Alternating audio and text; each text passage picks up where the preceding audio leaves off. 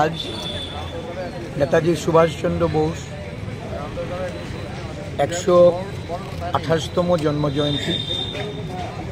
সারা দেশের সাথে ভারতীয় জাতীয় কংগ্রেসের পক্ষ থেকে এই দিনটি যথাযোগ্য মর্যাদায় উদযাপন করার লক্ষ্যে বিভিন্ন কর্মসূচি আমরা এই রাজ্যেও আমরা গ্রহণ করেছি।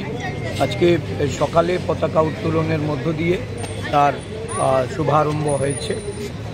নেতাজি এই জন্মদিন আমরা ওনার প্রতি শ্রদ্ধাঞ্জলি অর্পণ করে একজন স্বাধীনতা অগ্রগণী সেনাপতি রূপে স্বাধীনতা আন্দোলনের অন্যতম পুরোধা হিসাবে ওনাকে আমরা শতকোটি শ্রদ্ধা জানাই। দেশ এক সংকটজনক পরিস্থিতির মধ্য দিয়ে যাচ্ছে।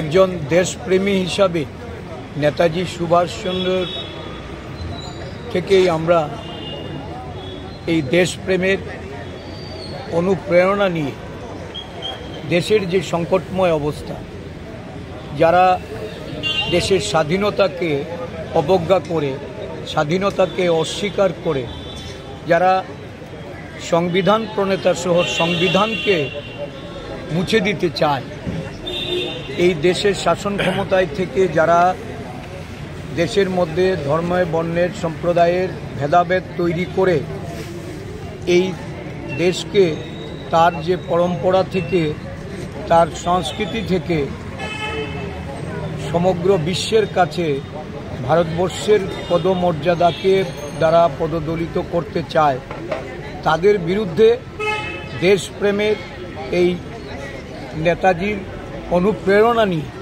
লড়াইয়ে ব্রতী হতে সমগ্র দেশবাসী, ত্রিপুরাবাসী এবং জাতীয় কংগ্রেসের সৈনিকদের আমরা আহ্বান রাখছি আগামী দিন এই দেশকে অটুট রাখতে, তার অখণ্ডতা সংহতি বজায় রাখতে জাতীয় কংগ্রেস দল, তার নেতৃত্ব এবং তার কর্মী যোদ্ধারা সকলে ঐক্যবদ্ধভাবে সমগ্র অংশের মানুষকে নিয়ে এগিয়ে যেতে। ধন্যবাদ।